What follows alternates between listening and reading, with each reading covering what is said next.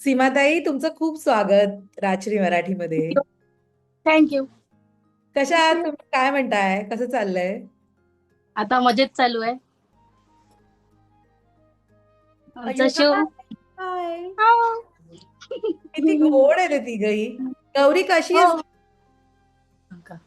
मी चांगली आहे म्हणा. चांगली आहे. चल बा.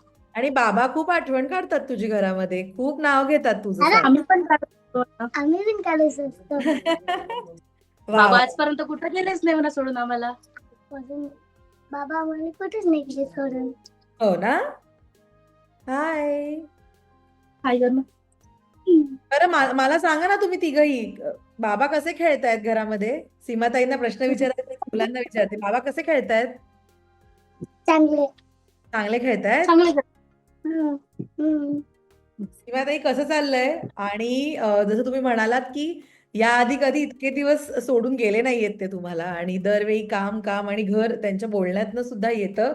सो हो. आत्ता कसे चाललेत दिवस नेमके? आता कसं सकाळी म्हणजे आमचं कसं रोजच होतं ना, सकाळी कामाला जायचं आठवण येते समजा, आणि जेवण वगैरे करायच्या वक्ती पण आठवण येते, म्हणजे कधीच नाही गेलं ना सोडून ते. हम्म. आठवण येते त्याची वाली, एवढे दिवस कधीच नाही गेले सोडून समजा. पण पोरं त्यांना पण पोरं पोरं पण म्हणते आई बाबा कधी येईल म्हणते. त्याला असं वाटतं की कॉम्प्युटर म्हणते त्याला, म्हणजे मी सांगितलं असं की बिग बॉस मध्ये गेले बा म्हणून. गौरीची इच्छा खूप होती की आई म्हणे आपले बाबा पण टीव्हीत कधी दिसणार म्हणून. तर मी म्हटलं की आपण तर गरीब आहे, नाही एवढ्या दूरपर्यंत नाही पोहोचू शकत. आणि म्हणजे हिचे बाबा कामावून आले, अशीच मी गोष्ट गौरीची तिच्या बाबाला सांगितली. तिच्या बाबांनी त्या दिवसापासून अशी जिद्द केली, नाही बा गौरीनं म्हटलं ते मी पूर्ण करून दाखवान.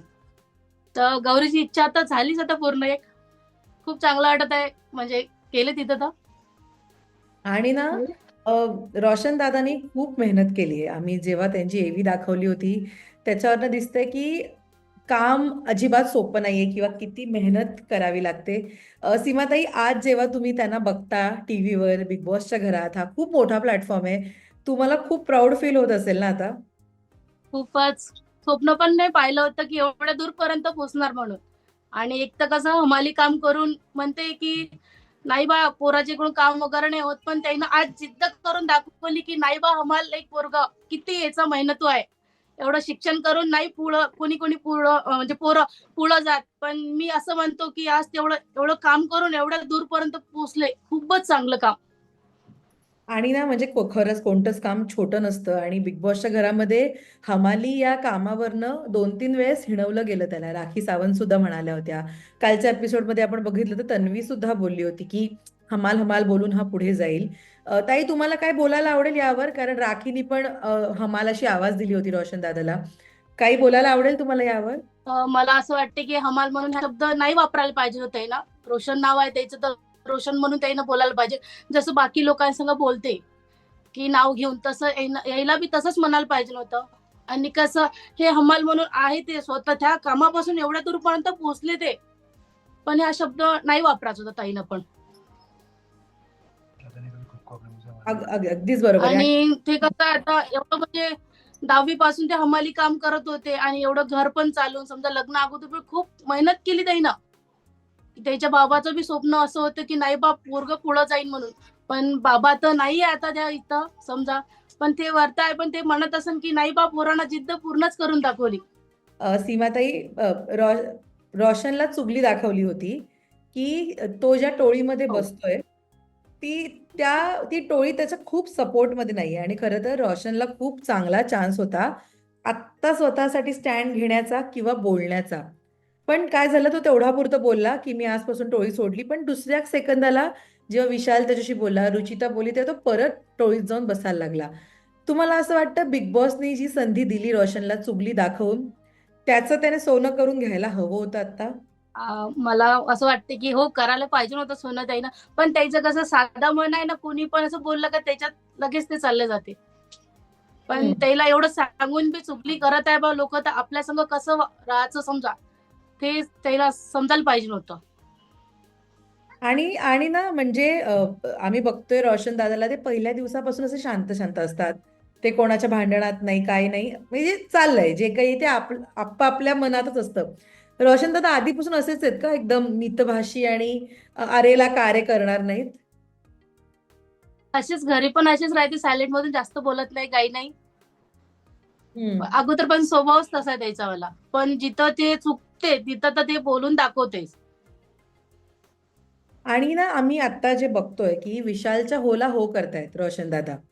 वेराज ते म्हणजे ते पॉवर त्यांच्याकडे आहे, ते फिट आहे तितके, ते टास्क खूप सहजतेने खेळू शकतात. पण आत्ता जे आम्ही बघतोय ना, ते कुठेतरी मॅनिपुलेट किंवा विशालच्या बोलण्यात येताना दिसतायत आपल्याला. ताई, तुम्ही सुद्धा बघताय रोज बिग बॉस हा खेळ. तुम्हाला असं वाटतंय की ते रोज. विशालच्या बोलण्यात येत आहेत म्हणून रोज? हो, वाटत आहे ते म्हणजे असं बोलत आहे म्हणून. त्यांची काही स्ट्रॅटेजी होती का तिथे जाताना? नाही नाही, तसं काहीच नाही, ते की कोण येणार आहे बा म्हणून, कोण नाही, एवढं नाही हे होतं ना समजा. तसं काही नव्हतं.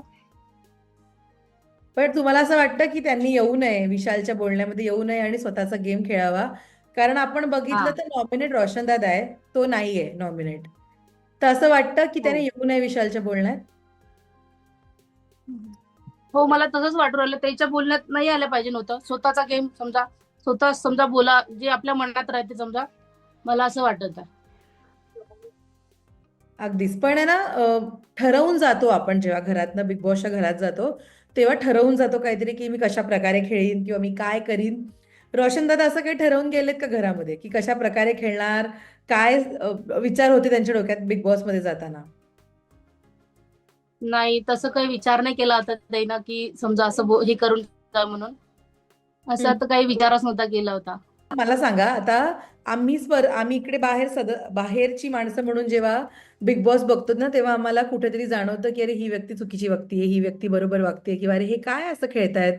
बरोबर, तुम्ही बघता जेव्हा रोज इतर सदस्यांचा खेळ किंवा रोशन दादांचा खेळ, तुमचे काय विचार असतात रोज, ताई, सीमाताई? मला असं वाटतं की त्यानं स्वतः मुद्दे मांडाव समजा, आणि स्वतः चांगलं खेळाव. खेळत तर चांगलं आहे, मला असं वाटत आहे माझ्या मनाला. खेळून चांगले राहिले ते, आणि सर्वांना म्हणजे गेम आवडत आहे त्याचा, पण असं कुठं पण ते खेळून राहिले, ते जिंकून राहिले, असं काही भेदभाव नाही करत की तो माझा आहे, हा माझा आहे, असं काय आहे नाही. आपल्याला ते कसं काम दिलं राहते, ते त्याचं कसं म्हणणं आहे की काम हे पूर्ण संपल्याशिवाय समजा आपण जिंकल्याशिवाय सोडावणे, अशी त्याची जिद्द आहे. अच्छा, अगदीच. आणि ना, म्हणजे असं होतं की अचानक ना आपला राग पण येतो की अरे, म्हणजे काय यांना कळत नाहीये का ह्यांच्या मागे लोक काय बोलतायत किंवा यांना सगळे नॉमिनेट करतायत? तर तुम्हाला राग येतो का स्पर्धकांचे डावपेच बघून? हो, मला राग येत आहे, म्हणजे कसं दर हप्त्याला त्यालाच नॉमिनेट करत आहे, एवढं काम करून बोलत आहे. हो, मी मान्य करत आहे की नाही त्याला मुद्दे मानतात, कसं कारण एवढं इंग्लिश नाही बोलतात, एवढं जसं त्या बोलते समजा सर्वजण, एवढं म्हणजे याच्यात नाही बोलतायत त्याला. पण मला असं वाटतं की त्यानं दर हप्त्याला नॉमिनेट नाही करायला पाहिजे होतं. अगदी. आणि आता ना, म्हणजे जी लोक खूप जोरजोरात बोलतात, जे सततचे भांडतात, ती लोक खूप कॅमेरावर दिसतात आणि ते चांगलं खेळ करतायत असं समजूत होते बाहेर. आणि आपण जर रोशन दादांबद्दल बघितलं ना, ते शांत असतात, ते आजारी होते तरी सुद्धा, आणि ते सेवक होते तरी सुद्धा त्यांनी भांडी घासली, त्यांनी बरेच कामं तेव्हा केली. तर ताई, तुम्हाला असं वाटतं का की रोशन दादांनी सुद्धा जरा आवाज चढवून किंवा वाद घालून तिथे राहावं, म्हणजे ते सगळ्यांमध्ये मिक्स होतील किंवा किंवा त्यांचा गेम जास्त दिसेल किंवा ते घरात आहेत याची जास्त जाणीव होईल? हो, मला वाटत आहे तसंच, की सर्व संघ सोबतच समजा राहाव, आणि असं जसं जो तन्वी जोरा जोरात बोलते असं हे करून, तसं यांना बी करा, मला असं वाटत आहे. ताई, पण तुम्हाला असं, म्हणजे जेन्युअनली मला उत्तर द्या, तुम्हाला असं नाही वाटत की रोशन दादांनी टोळीचा फार विचार न करता स्वतःसाठी स्वतःचा स्टँड घेतला पाहिजे? कारण काय माहितीये का, मी तुम्हाला सांगते की गेल्या आठवड्यामध्ये जेव्हा सचिन दादांना बाहेर ते नॉमिनेट होते, तेव्हा विशाल आणि रुचिताचे क्लिअर कॉन्व्हर्सेशन होतं की सचिन दादांना इम्युनिटी द्यायची नाहीये, कारण ते खेळत नाहीये, तर ते बाहेर गेलेले ठीक आहेत. बरोबर, असं त्यांचं असतं. म्हणजे हम्म. त्यांची आपण स्ट्रॅटेजी म्हणूया का काय, मला नाही इथे बोलता येणार. पण आता सचिन दत्त झाले, आता प्रभू बद्दल किंवा उद्या जाऊन रोशन दादांबद्दल सुद्धा हे स्टेटमेंट येऊ शकतं की खेळत नाहीये तर इम्युनिटी नको द्यायला. अशा वेळी त्यांनी त्या टोळीचा भाग राहणं कितपत योग्य आहे, असं तुमच्या डोक्यात विचार येतो, किंवा तुम्हाला वाटतं असं की कितपत योग्य आहे त्या टोळीचा भाग होऊन राहणं? मला असं वाटत आहे की ते टोळीत तर राहावं लागत सोबत, पण स्वतःच्या दिमागानं गेम खेळावं असं वाटत आहे. मग ते म्हणजे राहावं सोबत सर्व संघ समजा, हम्म. पण बोलणं स्वतःच्या दिमागानं करायचं असं वाटत आहे. आत्ता ते आत्ता रोशन दादा त्यांच्या डोक्याने खेळत नाहीयेत असं वाटतं का? ते आता विशालच्या डोक्याने खेळत आहेत. विशाल म्हणेल ते नाही नाही, करतात. स्वतःच्या दिमागानंच केलं आहे ते समजा. ओके. आणि ना पण मला असं वाटतं ते किती काही कोण सांगन त्याला की असं बोल तसं बोल, ते तसं नाही करणार आहे. हम्म. ते खेळन स्वतःच्याच दिमागानं. अच्छा. आणि विनर होताना बघायचंय तुम्हाला रोशन दादाला? नक्कीच व्हायचंय बी आहे. मला ना खूप म्हणजे मोठं स्वप्न आहे ते. हम्म. खूप मोठं स्वप्न आहे की नाही बा, बिग बॉसची ट्रॉफी आमच्या घरी आल्या पाहिजे, एवढीच इच्छा आहे. गौरीची तर इतकी आहे की सांगू पण नाही शकत. गौरीला कोण आवडतं घरामधलं? जर बाबा. बाबा तर आवडतात, बाबांशिवाय कोण आवडतं तुला स्पर्धक घरातला? रुचिता. त्याची रुचिता. रुचिता आवडते तुला? हो, खूप मस्त. जेव्हा ते बोलते रुचिताचा आवाज वगैरे तर तुझ्या मला कानात खूप नाही जात हसायचं. गौरी? रुचिता जे जोर जोरात बोलते किंवा जे ती भांडते, तो तुझ्या कानाला त्रास नाही होत त्या आवाजाचा? तिला एवढं समजत नाही का हे भांडत आहे का काय आहे म्हणून. तिला असं वाटते की कॉमेडी करता, हसते ना सर्वजण, तिला असं वाटते. अगदी. आणि मी सचिन दादांशी पण परवा गप्पा मारल्या ना ते घरात. हा, काय गौरी? तेव्हा बाबा जर भांडून आली तर दुसऱ्यासोबत भांडून आली म्हणून मी तिथे दुसरी. काय बोलली ती? गौरी म्हणते की बाबा रुचिता म्हणते भांडत नाही बाबा संग, बाबाचा साथ देऊन राहिली म्हणते, म्हणून मला ते आवडते म्हणते. अच्छा, बरं, ठीक आहे. आणि ना मी आता काल सचिन दादांशी सुद्धा गप्पा मारल्या. तर मी सचिन दादांना म्हटलं की तुमची आणि रोशनची मैत्री एक खूप सुंदर झाली होती, किंवा ते भावाभावांचं नातं होतं. तेही म्हणाले की त्याने मोठ्या भावाची जागा दिली आणि ते नातं माझ्यासाठी खूप जास्त खास राहील नेहमी. घराच्या बाहेर, घरात तर होतच, घराच्या बाहेर सुद्धा ते खास राहील. तुम्हाला भावाभावांची ती जोडी किती आवडली होती? कारण ते म्हणले माझ्या भावाचं नाव सचिन आहे, म्हणून मला तुमच्यासाठी एवढा सॉफ्ट कॉर्नर आहे. खूप मस्त वाटत आहे सचिन भाऊ आणि ते जोडी. कसं आमच्या घरी पण दोघं भाऊ आहे समजा, हे मोठे लहान म्हणून आम्ही आता पण कसं एकातच आहे, एकातच स्वयंपाक वगैरे बनवून आमचा कुटुंब एकच आहे, म्हणून आम्हाला फॅमिली मध्ये खूप आवडते. आणि ना आत्ता म्हणजे सोशल मीडियावर आहे, म्हणजे रोशन दादांचे फॉलोअर्स सुद्धा आहेत, किंवा ते जे बॉडी बिल्डिंग करतात किंवा ते जे काम करतात त्यांच्या रील्स या प्रेक्षकांनी बघितल्या आहेत. पण ती व्यक्ती खरी खरी कशी आहे ना, ते आता बिग बॉसच्या घरामध्ये कळतंय. ताई, मला जरा काही वर्ष मागे जाऊन सांगा, किती कष्ट किंवा किती मेहनत किंवा किती स्ट्रगल रोशन दादांच्या वाटेला आलाय, त्यानंतर आज ही व्यक्ती घडली आहे. मेन म्हणजे सगळ्यात पहिले 9वी पासूनच ताई ना, त्याची आई सांगते घरी, तर 9वी पासूनच मी कामाला लावलं म्हणजे पोरांना, असं फालतूच्यात नाही हे केलं समजा, म्हणजे फालतू कामाचं नाही हे केलं. म्हणजे सगळ्यात पहिलं तर चाय कॅन्टीन जो आहे तिथं भांडे वगैरे धुवायला नेले होते म्हणते, आणि वावरात पण कामाला नेलं होतं. नंतर मग 9वीचं हे झालं तर मग 10वीला गेले समजा ते. तेव्हा मग पैसे वगैरे नाही पुरत होते म्हणे घरी, घरचं कशी परिस्थिती खूप डाऊन होती समजा. तर त्या कारणामुळे त्याला हमाली करत, आणि ह्या जो 15 वर्षापासून त्याला हे आहे बॉडी बिल्डरचा शो, पहिल्यापासून म्हणजे 15 वर्षापासून तो चालू केला आहे म्हणते त्याला. तर खूप म्हणजे मग पैसे नाही पुरत होते, तर या हमाली कामात जावं लागला म्हणते त्याला. आणि स्वतःचं मेंटेन पण करायचं होतं. पहिला एवढे प्रोटीन डब्बे वगैरे नाही होते, तर आई त्याची आलू बनवून देत होते म्हणे, आणि पोळी समजा, असं करून त्याची समजा पहिले त्यानं बॉडी बनवली अगोदरची. आता नंतर हे प्रोटीन पावडर वगैरे, आता कसं आमचं पूर्ण लग्न वगैरे झालं, आता आता खूपच खर्च वाढला, एवढे पैशाचं नाही पुरत होतं समजा. पण त्यानं तरी पण ओव्हर टाइम करून समजा आमचं घर पण चालून समजा, आणि त्याची स्वतःची पण पर्सनॅलिटी खूप मस्त हे केली. आणि जेव्हा व्हिडिओ त्यानं टाकला होता याचा मालितला की मी असं हे करून एवढ्यापर्यंत, तो व्हिडिओ खूप व्हायरल झाला तो मला. आणि तो व्हायरल झाला व्हिडिओ, आणि मग सोशल मीडियावर खूप सारे म्हणजे फॅन फॉलोअर्स भेटले, आणि ते मित्र पण म्हणत होते की दादा म्हणे तुम्ही भेटले तेव्हापासून आमचं खूप सारं म्हणे, आम्ही पण फालतू व्यसनात गेलो होतो म्हणे, पण तुमच्या आम्हाला म्हणे खूप चांगलं वाटत आहे म्हणे, की हे काम करून, एवढं सारं काम करून फॅमिली बी पाहता समजा, आणि स्वतःच्या बॉडीवर बी मेंटेन ठेवता, असं म्हणत होते सर्व पोरं. रोजचे समजा पोराचे फोन वगैरे येत होते की दादा सांगा ना तुम्ही कसं एवढा स्ट्रगल करता, रात्रीला इतका वेळ होते समजा, तुमचं व्हिडिओ वगैरे बनवता, 1:30 2-2 वाजत होते त्याला झोपायला. असे कधी नाही म्हणत होते कामावून आल्या की मी सीमा थकलो का, काही कधीच नाही. कधी पण असं म्हणजे नाराज मन कधी येत नव्हते, येत होते तर पूर्ण हसूनच, असं कधीच नाही म्हटलं त्यांना की मी आज थकलो. आणि अजून उद्या सकाळी उठून 3 वाजताच उठायचे. डब्बा वगैरे मी बनवून देतो, सकाळीच 3ला काम. पूर्ण पाठीला त्याच्या म्हणजे सिमेंट उपजत होते, मांडीला.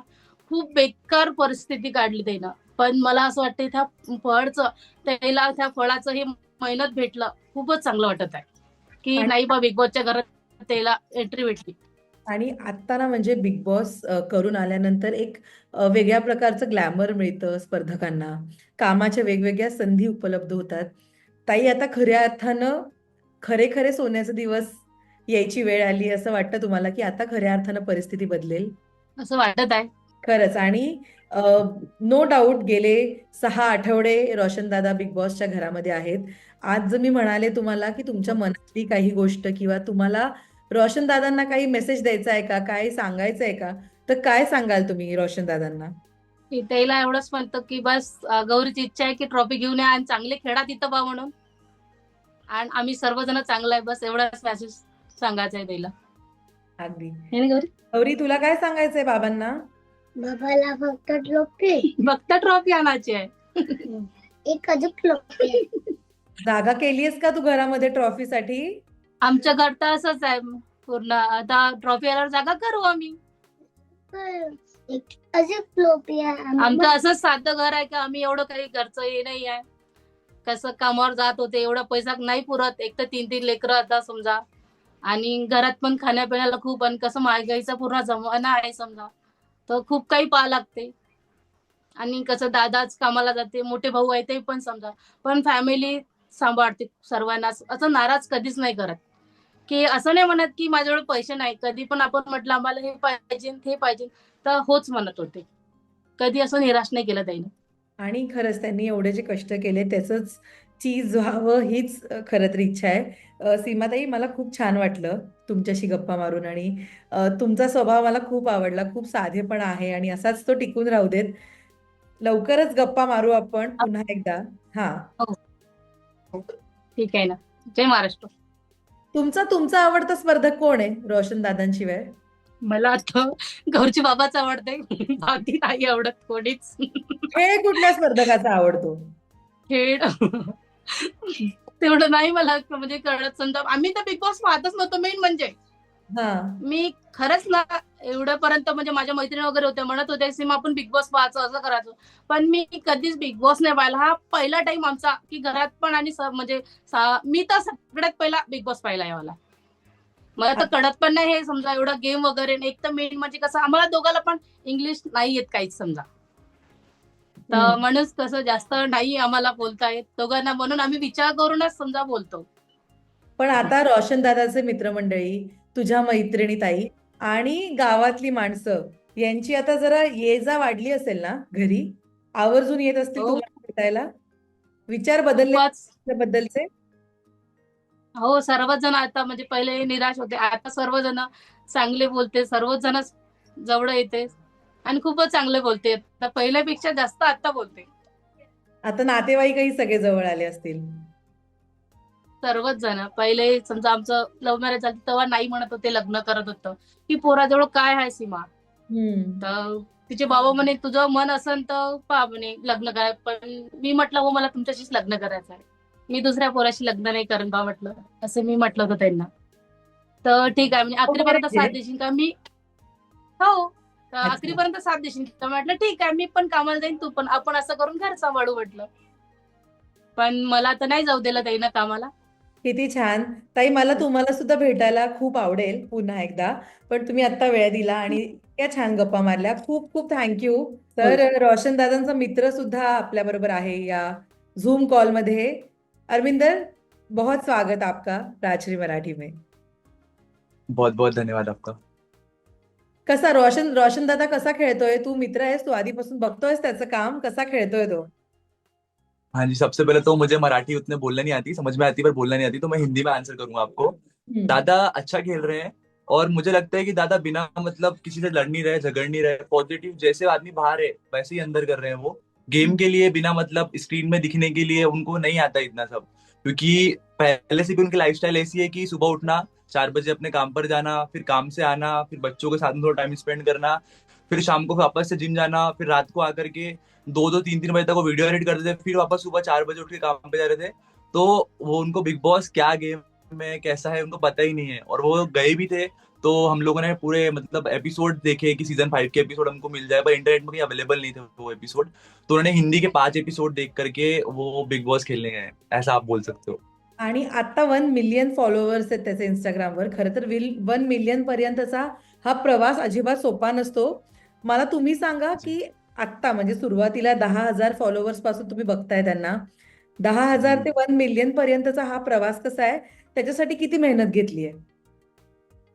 सबसे पहले तो मुझे दादा और मैं पहले से दोस्त थे, पर मैं दादा को जानता नहीं। दादा बोलते मैं हमाली काम करता हूँ, पर मुझे पता नहीं था एग्जैक्टली वो काम ये करते हैं। मुझे लगता कोई शॉप वॉप में सीमेंट विमेंट ढोने का काम करते होंगे, क्योंकि काफी दोस्त लोग भी वही करते हैं। पर मुझे भी बाद में दादा का पता चला। तो दादा का मैंने एक वीडियो देखा, तो दादा ने खुद ही बना के डाला था।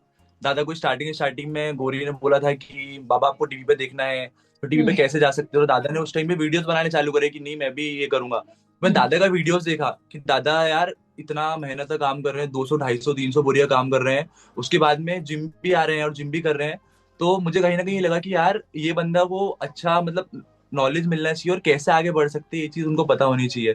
तो फिर उस टाइम पे मैं रोडीज की तैयारी कर रहा था। तो मेरा दादा की स्टोरी बहुत अच्छी है यार। दादा अगर ये स्टोरी आगे तक जाएगी तो दादा बहुत लोगों को इंस्पायर कर सकते हैं। तो मैं दादा को उस टाइम पे रोडीज के ऑडिशन में लेके गया था। तो उस टाइम मेरी भी तैयारी थी, पर मेरा एक्सीडेंट हो गया था तो मैं जा नहीं पाया। पर दादा के लिए फिर हम गए थे। और दादा भी उस टाइम पे ऐसा था कि उस टाइम पहली बार दादा अमरावती के बाहर गए थे। एक बार पुणे गए थे कंपटीशन खेलने, उस टाइम पहली बार बाहर गए। और बाहर जाने के बाद उस टाइम भी दादा फैमिली को देख करके रो रहे थे पहले आणि दिन तर ही। अभि आता जे दिसतंय की ते म्हणजे ते टोळीमध्ये बसतायत, पण विशाल आणि रुची तर त्यांच्या मागे बोलताना दिसतायत, किंवा ते फक्त विशालचीच भाषा बोलतायत का, असं कुठेतरी गैरसमज आहे, असा गैरसमज आहे बाहेर प्रेक्षकांमध्ये. त्या प्रकारचे कॉमेंट सुद्धा प्रोमोवर आपल्याला बघायला मिळत आहेत की हा विशालच्या डोक्याने चालतोय किंवा स्वतःचा विचार करत नाहीये. तुझं काय मत आहे यावर? अगर वो विशाल के ही कहने पे चलते तो वो कभी वो चोरी वाले उस पे पॉइंट पे ऑब्जेक्शन नहीं उठाते। पहली चीज तो ये। और कैसा होता है ना, दादा ऐसे इंसान है एक बार जिनका उनका मन लग गया तो उनके साथ ही रहते हैं। और जो आपने चुगली वाला पार्ट देखा होगा, तो चुगली वाले पार्ट में भी एकदम चुगली नहीं दिखाई वाली है जो विशाल मुझे एग्जैक्टली याद है। और विशाल ने ऐसा बोला है कि मैंने उसके बारे में ऐसा कुछ भी बोला, पर एग्जैक्टली चुगली नहीं थी वो, जहां जितना मुझे पता चला। उससे किसी को उतना मतलब दिल पे लगने वाली बात नहीं थी कि उन्होंने बहुत कुछ बुरा बोल दिया। एक पार्ट ऐसा था कि बाहर जाने वाला जो पार्ट था उसमें मुझे लगता है कि ज्यादा को बुरा लगना चाहिए। और पहला वाला जो उन्होंने चुगली दिखाई थी वो उतनी मीनिंगफुल नहीं लगी मुझे कि उससे बुरा लगेगा इंसान को, आदमी सीधा टोली छोड़ देगा। तो एक चीज वो भी है जो प्रेक्षकों को पता होनी चाहिए कि इतनी बड़ी बात नहीं थी वो जो दादा को एकदम लगे और दादा टोली छोड़ दे। और रही बात दादा की टोली छोड़ने की, तो अभी आपने देखा होगा बालकनी ग्रुप जो था, बालकनी ग्रुप टूटा, एक एक करके सारे लोग चले गए। पहले वो ओमकार गए, फिर अपने करण भाई गए, फिर बाकी लोग भी गए। तो दादा को एक चीज पता है पहले से कि अगर टोली से वो बाहर जाएंगे तो वो गेम में टिक नहीं पाएंगे। और बाकी लोग अपना टोली बना रहे हैं, उन लोग अपना गेम बना रहे हैं, और पर दादा के पास पहले से है तो वो दादा क्यों छोड़ेंगे वो चीज। ये चीज उनको है, पर इतना है कि मुझे भी ये पता है कि टोली के साथ में रह करके उनका थोड़ा गेम नहीं उतना दिख पा रहा है अभी। ओके. आणि ऍक्च्युली म्हणजे त्याने त्याच्या डोक्याने किंवा त्याचा गेम दाखवणं आता इट्स हाय टाइम, असं आपण म्हणूया. अरविंदर, थँक्यू. तुम्ही पण गप्पा मारल्यात आमच्याशी आणि आपण भेटूया सगळे आणि पुन्हा एकदा छान गप्पा मारूया. ऑल द व्हेरी बेस्ट तुम्हाला. आणि येस, दादाला सुद्धा आपण ऑल द बेस्ट बोलूया पुढच्या खेळासाठी. मैम एक थँक्यू. क्वेश्चन आपके लिए भी है, आपको कैसा लग रहा है दादा का बहुत गेम अच्छा प्ले लग देख रहा है, के? बहुत अच्छा लग रहा है, बहुत अच्छा लग रहा है. मला पण खटकलं होतं जेव्हा त्याला घरामध्ये हमाल बोललं गेलं होतं, कारण कोणाच्या प्रोफेशनवर बोलू नये. आणि त्याने खूप खूप मेहनत घेतली आहे त्याने. बट तोच माइंडसेट तो आता हळूहळू लोकांचा चेंज करेल, ह्याबद्दल आपण होपफुल राहूया. थँक्यू ताई, हाँ जी thank you. Ma'am. Yes. Thank you. Ma'am उन्होंने कभी खुद से खुद को हमाल नहीं बोला वहां पे किसी के भी सामने, या फिर एक जो लोग बोलते हैं कि सिंपैथी कार्ड और ये सब है, तो कभी दादा ने ऐसा कुछ भी नहीं उसमें करा कि दादा को ऐसा लगे कि मैं सिंपैथी कार्ड हूँ। ना ही वो रोज रोज बोलते कि मैं गरीब हूँ ऐसा हूँ। इस स्टार्टिंग से मैं जितना उनको जानता हूँ, मैं उनके साथ 1 साल से हूँ, तो कभी भी वो हम लोगों ने गरीबी वाला है दादा ने कभी ये गेम प्ले नहीं किया। फिर भी लोग ऐसा जो है वो बोलते हैं, तो वो चीज कहीं ना कहीं थोड़ा ये लगती है। आणि लोकांचं हे बोलणं किंवा स्पर्धक जे कोणी बोलतायत त्यांचं हे बोलणं सुद्धा हळूहळू बंद होऊ देत. हाच आपण विचार करूया. येस, थँक्यू सो मच आणि ऑल द बेस्ट संपूर्ण फॅमिलीला. सीमाताई, स्टे स्ट्रॉंग. थँक्यू. थँक्यू. जय महाराष्ट्र. जय महाराष्ट्र. जय Maharashtra. Bye Gauri. Bye. Bye